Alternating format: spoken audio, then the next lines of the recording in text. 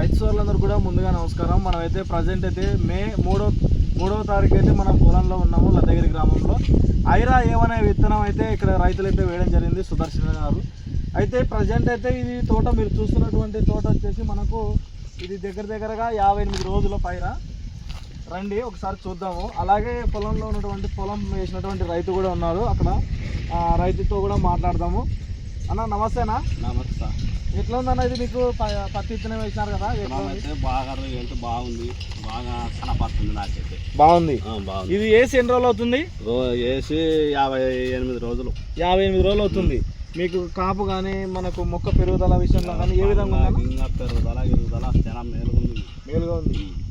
పక్కన వాటికి ఈ విత్తనానికి ఏమైనా తేడా ఉందా? తేడా కనిపిస్తుంది. మీరు ఈ విత్తనం గురించి ఏమని చెప్తారనుకున్నారు రైతులకి? నాకైతే బాగుంది. ఆ వారికి దీని గురించి ఎవరేం ఆలోచన చేసుకోకుండా చేసుకోవచ్చు. ఇబ్బంది ఏం లేదు.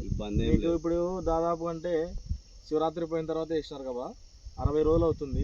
ఎక్కడైనా కానీ మొక్క అనేది ఎర్ర చెట్టు కావడం అనేది ఉంది. ఎర్ర చెట్టు అయినేమి అవుతుండే, కానీ అది మందు కొట్టినాక బాగా కంట్రోల్ అయింది. పాహ్యాన మందు మందు కొట్టినాక కంట్రోల్ అయింది. ఓకేనా? మరి రైతులందరూ కూడా గమనించవచ్చు, ఐరా ఏమైనా విత్తనం వేసుకోండి. చాలా అయితే బాగుంది, మంచి వెరైటీ ఇది. రైతులందరూ కూడా నమస్కారం.